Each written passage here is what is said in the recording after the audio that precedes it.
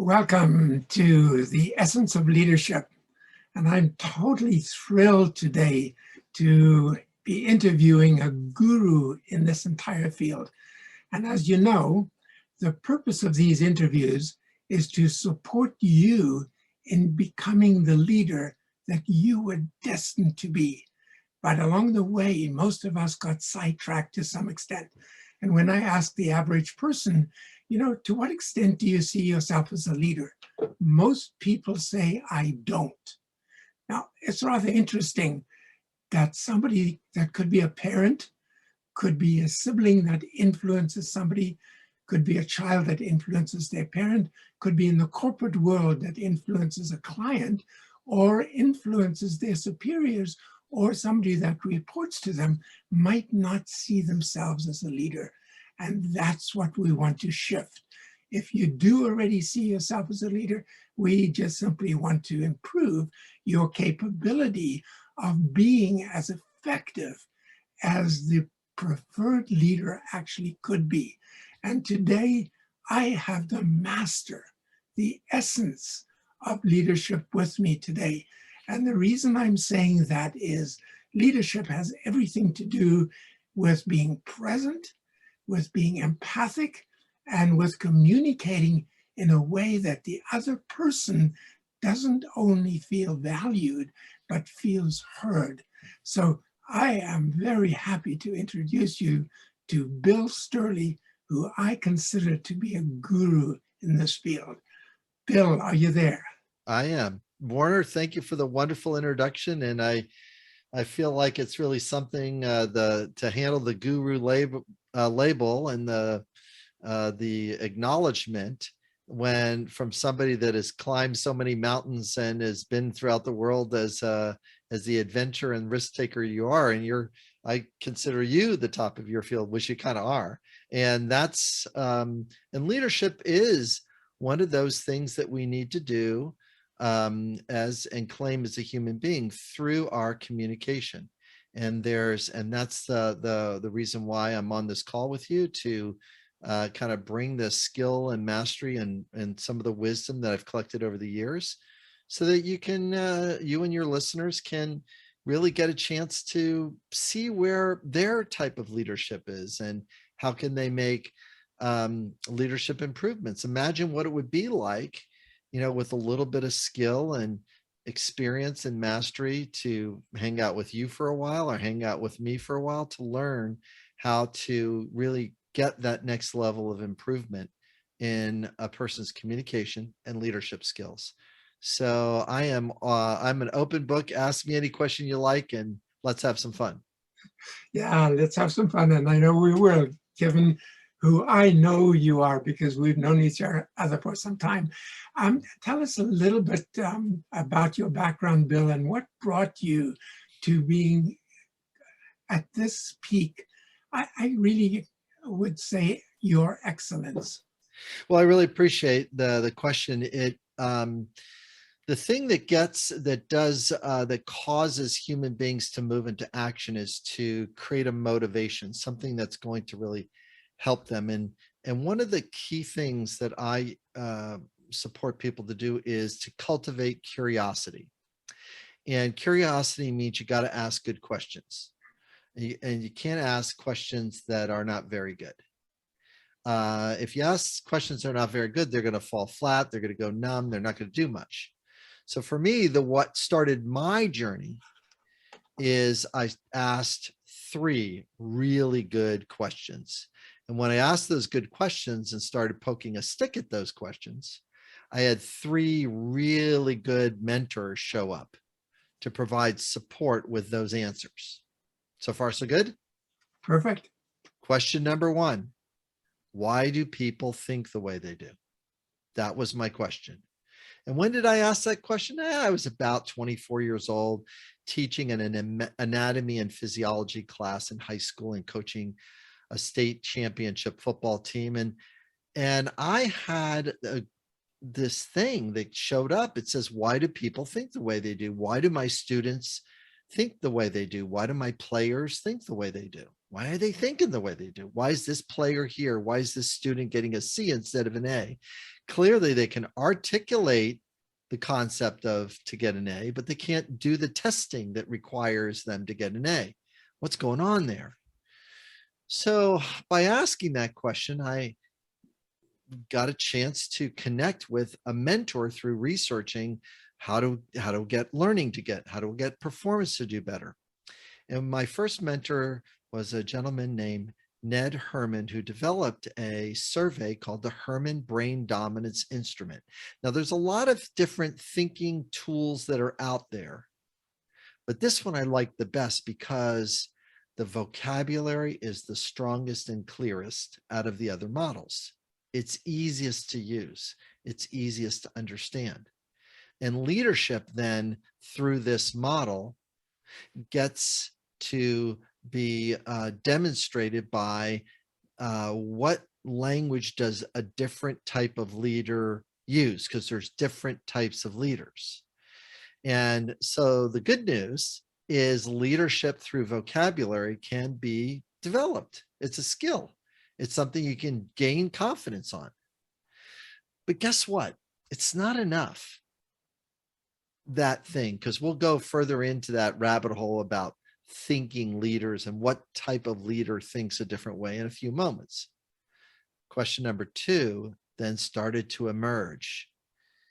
It had to do with a person can be a good thinker, but when there is a crisis or an upset or things are emotional or a little heated, there is something else that's going on that a leader needs to know.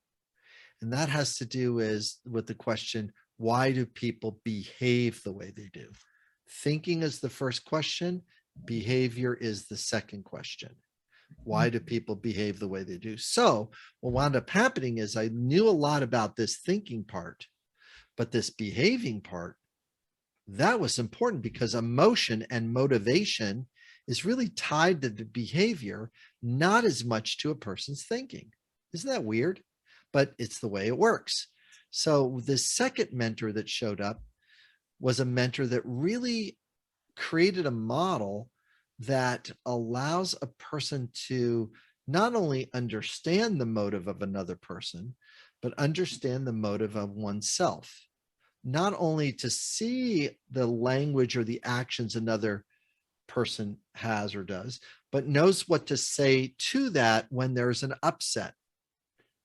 And that mentor is a gentleman named Dr. Marshall Rosenberg. He was an international mediator that would fly to war-torn countries and with a languaging tool, teach people how not to shoot each other.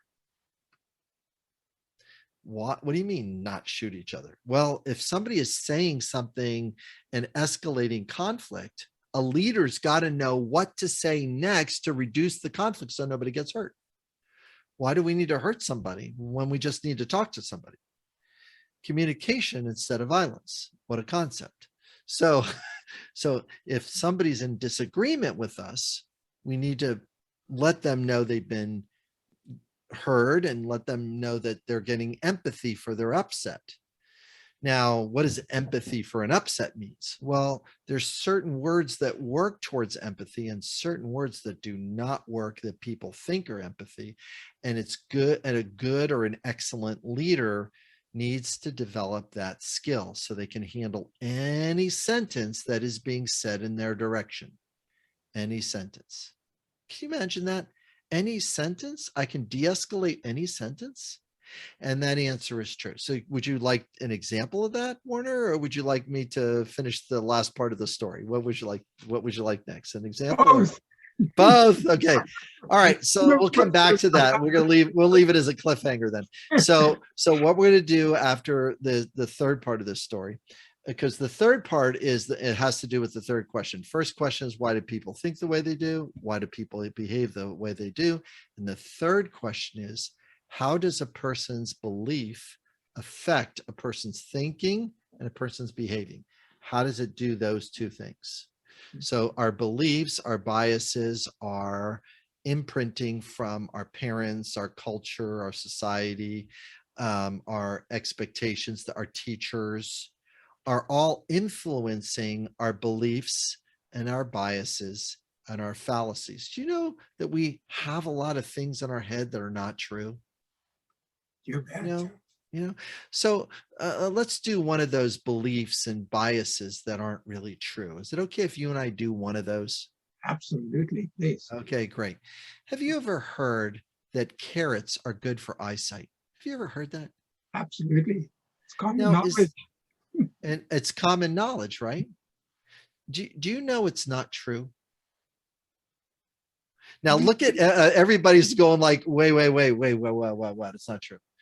Do you know where that rumor slash propaganda started? Would you like to know where it started? That somebody created the idea that carrots aren't true, that I are would, that don't. I Yeah, would love to know because everybody says keratin is what's good for you. that's what they say. Can you believe it? That it was a World War II propaganda promoted by the English about why the good reason why the English pilots could shoot down the German planes because they ate carrots. Oh my They God. used to sell carrots on a stick to children to promote eyesight, because eyesight in English pilots was better than German pilots. Was that true? The answer was no. The English developed radar before the Germans did, and they knew where the planes were coming from, and they just directed them right where they were. That's why, and they needed a cover story. What's the cover story? Well, we just shot down, 50, German planes, and we only lost 12. Well, the reason why is, the radar knew that they were coming, and we were able to, the English were able to pick them off, and we needed a cover story. The English needed a cover story. The Allies needed a cover story. So the cover story was carrots helped with the English pilot's eyesight.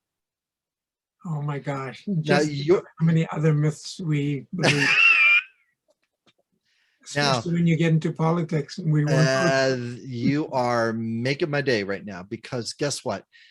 A leader, a political leader, steps into the realm of biases, fallacies, and beliefs and activates them, but does not claim the responsibility to correct them with truth. They don't do that. That's not what their job is. Their job is to get the vote. Their job is not to create truth. Now, do you see how unsettled you just got it very quickly there? So leaders need to know how much truth is going to be helpful to you. Because if truth is not helpful to you, then you need to say something different, because if you lead with truth and you run into a bias or a belief or a fallacy, the person won't like you or give you credibility, because they're going to use their own belief or bias ahead of truth. You see how I'm squinting my teeth? The listeners are I'm grinding my teeth and squinting really hard, because this is a hard message. The truth regrettably is set aside or minimized in the face of a belief or a bias or a fallacy. It's set aside. Wow. Very unsettling. So a leader needs to know that, as well as a leader needs to manage emotions on number 2, which helps them deal with behavior and emotional upsets. And a leader also needs to know number 1, which is, why does a person think the way they do? So a leader can put the right person with the right thinking strengths in the right job. Because I don't know about you, but would you give an engineer the job as a social worker? Generally not. Generally not. Yeah. Would you give a social worker the job of an engineer? Same answer. Same thing. Yeah. Would you give an artist the job to be a wedding planner? Definitely not. No, they've got to get people there difficult. on time. It's like no one's going to show up on time. The artist is going to just, it'll be beautiful wedding, but no, nothing will get done. You know, there'll be all kinds of operational problems. At the same time as that, do you take that organizer, COO, organized person, that implementer, and take their style of leadership and push them into a place of risk? Not as much so. You know, you don't want them to lead from the risk. They're going to lead from the implementation. So that leads us to the kind of summarizing, how did I get here? I got here by following 3 powerful questions. Yeah. And imagine what it would be like for the listener if they can gain some wisdom, knowledge, and experience of these, so they can be a better leader and a better executor, or a better person that deals with interpersonal issues, because it's a well-rounded leader. The well-rounded leader needs these 3 components as a part of their communication toolbox. They got to have them, because then you know where the person's coming from. Is the person coming from a thinking viewpoint of communication? Are they dealing with some behavioral stuff on their side, or emotional upset? Or are they really trying to wrestle with or hold on to a limiting belief? Or are they in the position of changing the limiting belief? And that is really the wonderful part of this discussion, that you and I can now roll up our sleeves and go like, okay, we're now ready for the next question, which is, how can we optimize those 3 things?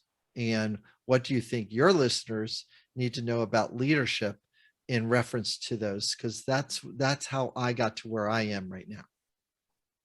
Wow, what a lecture. What a wealth of information. Right. And I've never heard it put that way, although, as you know, I'm very well versed in social styles, but I've never heard it put together just in this way. My question to you, Bill, is, it could be construed that I could only lead from my own perspective with like-minded people, but that's not where you're at, because the leader, the true leader, can lead within any of those domains. And linked with that comment really is my question. You opened up with, you need to ask the right question. How does a person get out of their own skin so that they can be present to ask the right question and to deal with the different styles, as opposed to just put together a team or a group that functions well? Well, I really appreciate that. A team and a group that functions well is a group of friends putting together a party. That's not necessarily a group of people that can grow a company, because a group of friends usually that are getting together are coming from, here it comes, the same thinking style, the same behavioral patterns, and the same belief constructs. So they can be a functioning team. Okay. They're not necessarily a high functioning team, but they are a functioning team because they can throw a party. They can do these short events. They can come in and do these different things as a group and say, yeah, we're all getting together to do these things. And we're going to have some fun doing it. Mhm. And guess what? When we're in business, though, we need to actually occupy, what I call in leadership is the magic 7. The magic 7 is, I've got to have these 7 executives who communicate and collaborate with each other in a way that is cooperative and mutually supporting and mutually respectful. So what are these 7 people? Well, you and I both know what the entrepreneur mindset is taking risks and developing something new. Magic 7 needs that person's stuff to actually execute and run a stable business. Now, give me an example of a business executive's title that you can think of right now, and then we'll start building the magic 7 off of that. So what would be an executive title of a company? Let's talk about a president that needs to A put president together a or bunch of vice VPs. Okay, so the president and the VP, so fantastic. So let's stick our CEO to start. A CEO is kind of a multi-dominant thinker. They usually sit in the center of the wheel.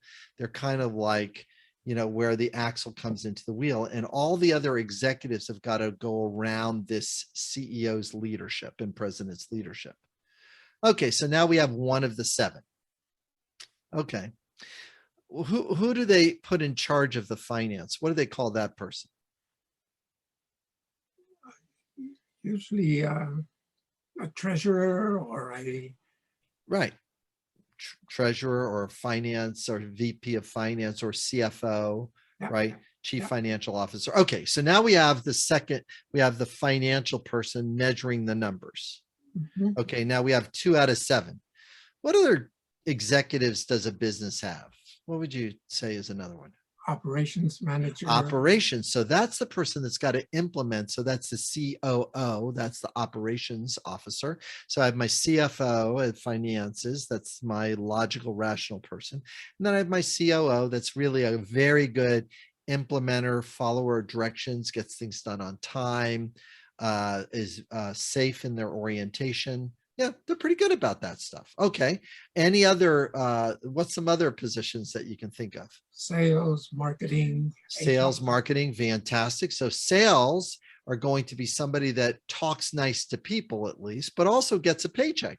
So they've got to be very interpersonal. They got to be willing to make phone calls, be okay with hearing the word no, I'm not interested, be able to make the next phone call and the next phone call to develop a sales, a book of business and allow that, business to grow. So that's my interpersonal thinker. And then marketing is more of like the entrepreneur is going to be more visual. They're going to get eyeballs. So they get eyeballs so that the salesperson can call these leads. So marketing generates leads. Now all of a sudden I've got 5 people. I got my CEO, I got my CFO, I got my operations persons, I have my salesperson, and I have my marketing person. I've got 5. I need 2 more. Now, are you going to have more than 5 people working in this business? Generally not. Well, 5 people to start, but if the business grows a little bit, you got to have people to do the work, right?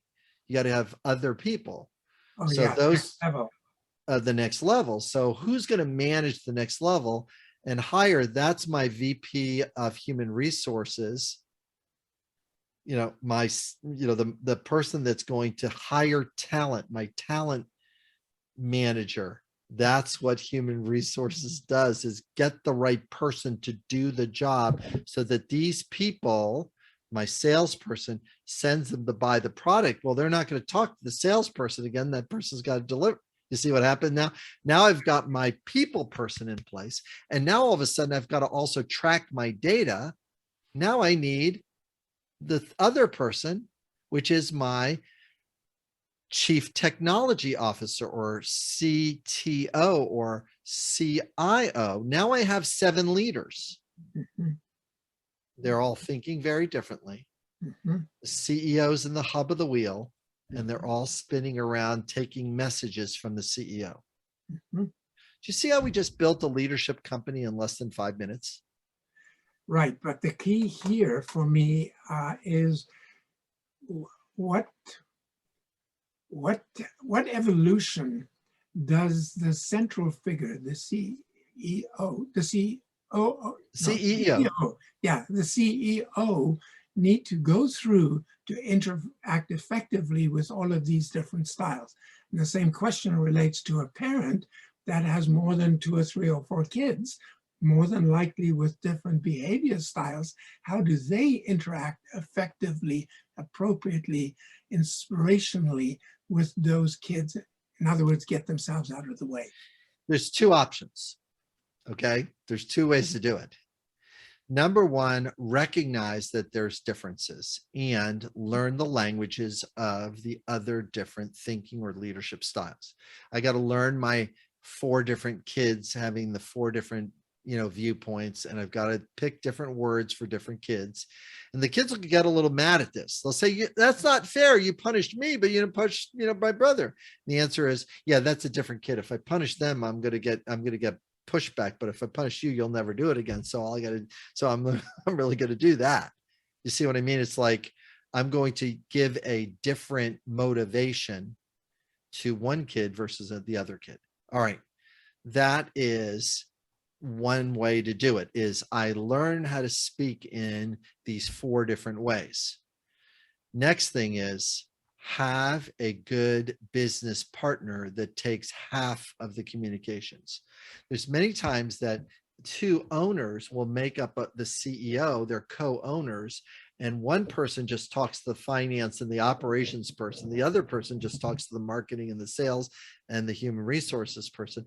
And then they come together in the middle and they talk to each other and make a leadership decision, then come back and talk to the other ones. See, what happens is, husband and wife again.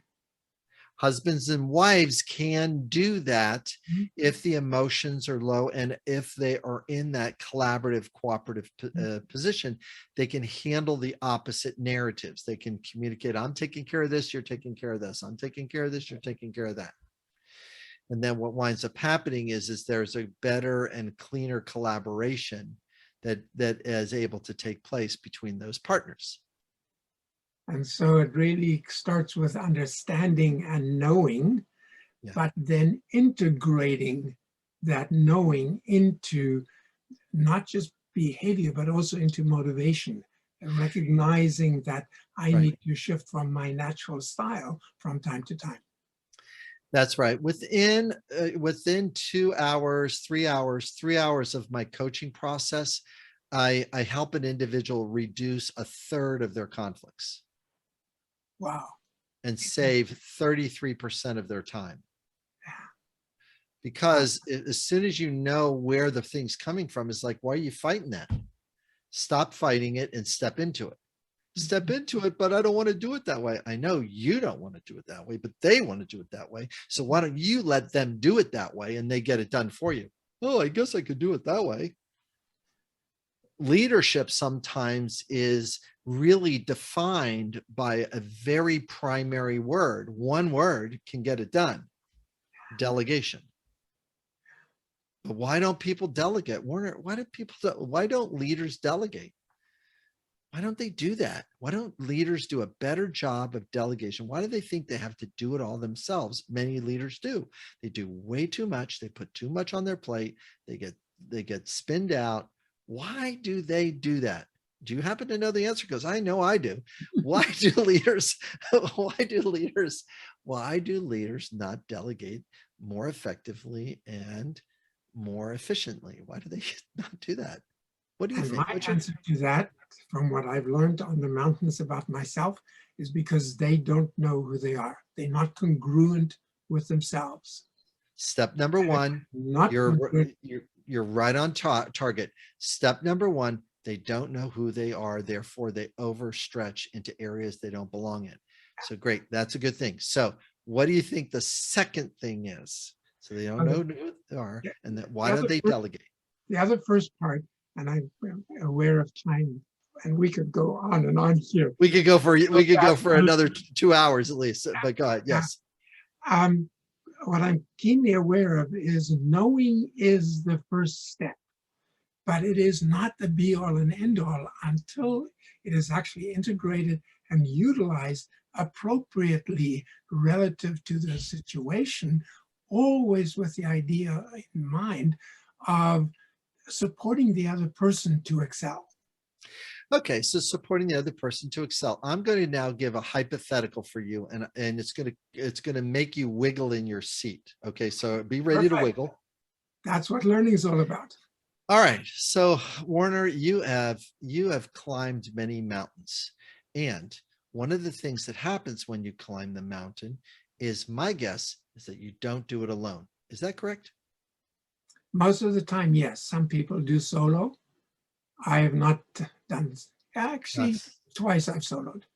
Twice you soloed. Now, while you're doing that solo piece, Mhm. Don't you have to do preparation to do things solo? You bet. And when you're packing everything up and getting ready to do something solo, do you ask anybody to check your work to make sure you don't forget anything? Um, I've been fairly independent in that regard, but of course I've used a lot of resources to make sure, which is the same thing as checking with people. Right. Okay. So notice that something inside you knows that you've got to use resources. It's not checking everything, but you have your checklist, you have your experiences, you have your wisdom, you've done it many, many times. So many things become second nature. Yep. Now we're ready to talk about the second reason why leaders don't delegate. And the second reason why is the word trust. Mhm. Warner, you trust yourself, correct? In many cases, yes. In some cases, no. Correct. Then when you don't trust yourself, you tend to ask others, correct? Yes. And then you trust others, correct? Yes. Now you know why people don't delegate, because they don't trust others. Interesting. They don't trust others. How can I trust others? They're not skilled. They're only at this level. They're only this. They create a fictional story about they can't trust another person. But that also means I haven't coached them. I haven't supported them to learn what they need to know in order to fulfill on my delegation. That's correct. So guess what? All of a sudden it's you have on a scale of 1 to 10, your level of self-trust is 8, 9, and 10 easy. You do self-trust easy, 8, 9, and 10. Mhm. The reason why people don't do leadership is their trust in themselves is 3, 4, and 5. Their trust in others is 3, 4, and 5. So they can't get out of and step into the leadership space because they need to polish and step into those. And your first question is they need to know themselves will raise that self-trust up to 6, 7, 8, 7, 8, 9, because I know myself and I know my limitations. And I got to turn to the person and get my 7, 8, 9, 8, 9, and 10 trust in another person that somebody's going to double check. I know for me, if I don't get self-trust and trust in another person high enough, I literally don't do anything. My leadership is a little junky and my delegation's a little junky because my level of trust is not there. I struggle then when I'm going to delegate. But as soon as I've learned and I've got some tricks to help people to increase self-trust and then increase trust in others. Once we do those two things, guess what? We have a community that works. We have a team that works. We have a team that can bounce back from mistakes because trust isn't fragile. But if somebody has trust as a 5, 4, and 3, one mistake's meant, oh, I can't trust them. Mhm. You see, that's not a good strategy with a mistake.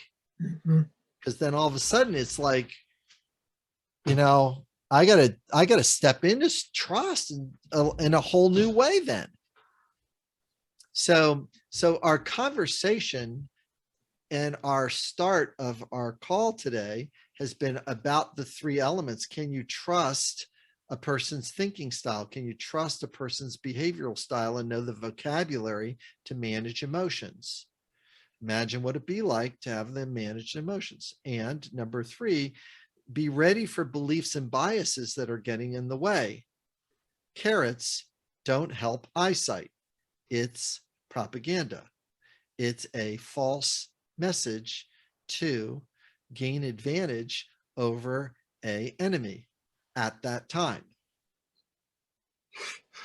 I'm smiling here because when I look at the world and, the state that we're in and the inability to resolve conflicts for a common good, because ultimately the only question is, if you ask the question, what do you want out of life? People will say, I want to be happy, I want to be comfortable, and I want to be safe.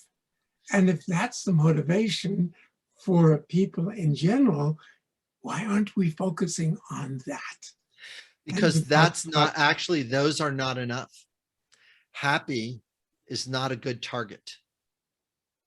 The best target is fulfilled, which means, of course, which means yes, that you are okay with a mistake. Yeah, I am in fulfillment because I wasn't able to climb summit today because of weather, but tomorrow I'm going to get there. That's fulfillment. It's okay to be not happy that the weather is there. It's just, well, the weather is the way it is. I'm going to be good. I'm moving to a place of fulfillment. So, and then the second part, the need for safety, means that I am okay with certainty and stability with my current beliefs. Guess what you lose? Growth, curiosity, change, skill, mastery. You don't get any of those if you're doing safety, because you're having your foot on the brake of your own internal car. You're keeping your foot on the brake because the need for safety is important, but it's not enough. What is enough? You got to balance safety with growth. Now we're going to get there, because growth is like a foot on the gas pedal. Where am I growing? Where am I learning? What am I moving forward? Does a car work without either of those two pedals? No, the car's not going to work very well, because you can't put your foot on the gas without having growth or change, and you're keeping your foot on the brake and you can't get anywhere. Because it's true, might not need to get in there now, but you better learn when you do, or otherwise the world is going to put it right in front of you, going like, oh yeah, you haven't learned this skill and mastery. Guess what? You're out. We're not going to give you the promotion. We're not going to give you a raise. We're going to actually reduce your income because you're not taking enough risk. I mean, there's all kinds of situational problems for, the three constructs you gave me. So the world's in trouble because it's not broadly meeting the multiple needs of each other. That's why we're in trouble. We're not broadly doing it. People are just meeting a couple of needs at the expense of a whole bunch of other ones. They think that they're fighting for a need like freedom or choice, but what they're losing is the ability to meet the need for cooperation, fairness, mutual growth, mutual participation, and that's why we're having the problems we're having right now, is that people are hunkering in on needs at the expense of the needs of others. And it's causing people's lives. It just is. And it's not pretty to watch. And even though I have a gentle smile on my face because I'm trying to be optimistic, there's another part of me that's feeling deeply saddened and disheartened, because people don't even know about the three things that you and I are discussing. Get in your thinking strengths, manage your emotions through emotional intelligence and emotional sobriety, being able to deal with beliefs and really stare them down and saying, does this belief really work now? If the answer is no, replace it with something that's going to bring us forward, not something that's going to re-energize a belief in the past that didn't help us then. Because that's what's happening. There's a lot of rollback of beliefs. Oh no, this is the way we do it. What are we going to go back to paper ballots? I mean, no. But is it important to do the tracking if there's questioning? Yes. But are we going to go back to them? No. But guess what? There's people that say no, and we count each, so anyways. So that is a belief, a bias, and a validation of things I know versus things that are best. How can I evolve and get in front of something by doing what's best, and know that's a process of mistakes, learning, mistake, learn, adjust, mistake. Okay, we're mostly there. This is where we're mostly there about. I mean, we're in a different place and time than we were 30 years ago or 50 years ago. It's not the same. And that old way of thinking is also going to be problematic for us moving forward. It just is. So what would make a difference for us to stick the landing here for leadership and communication? What do you think might be our parting things? Because I know that I have a gift that that can help people to start down to communicate safer and get connected to us. But what might be something that you think that we would like to finish off in the next couple of minutes that would make a big difference for both of us? I think one of the keys is to let people know how they might be able to access you, because we could have spent another 2 hours, That's right. given Yeah, the that's right. track that we're on, Yeah. in terms of, yes, there is hope, and there has to be a shift in consciousness, a shift in motivation, a shift in thinking, a shift in behavior. So Bill, tell us what your gift is and how people can reach you. And I do have a note here, actually, Okay. because I didn't put it up ahead of time, in terms of how people can connect with you. Is Oh, that that's something? wonderful. Yeah, I'm glad you're putting that up there. That reads Bill Stierle, STIERLE.com. And then it's a backslash five hyphen safest hyphen, or five dash safest dash sentences. Now, this particular article slash document uh, teaches people 5 safest sentences to say during an upset or a conflict. Now, the billstierle.com will lead you to the other things that I do on my website to have me in as a personal or a business coach, to join my video series, which is Communication U, the letter U, so the word communication and the letter U. .com can bring you to my online training. And there's a lot of other goodies there. So getting the 5 safest sentences can make a big difference. And then also to get on my website and hang around with me, I have some things for you that are going to really help make your life wonderful and make it go a lot better to advance your leadership and your communication skills. Well, we will wrap with that, Bill, and I absolutely thank you for this.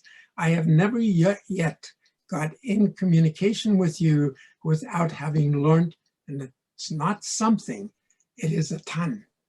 So thank you for being here. Thank you for being you. Thank you for the difference that you make, because we need this kind of information in order to survive and thrive as human beings. We can't sit still, and we can't just expect the status quo. So my sincere thanks to you. Thanks again, Warner. I really appreciate chatting with you. Anytime you want to get together and do and provide information, let me know. And I'm looking forward to speak to different people from your audience so that we can support them on their journey of learning and growth too. Because imagine what it would be like if you can really start saving time or reducing conflicts. It'll make a really big difference. So looking forward to contribute to everyone. billstierle.com, communicationu.com, and the 5 safest sentences to get you some stuff right in front of you. Okay. That's awesome. Thank you so much for the gifts as well. They will be appreciated. All right. Thanks a Bye, lot. my friend.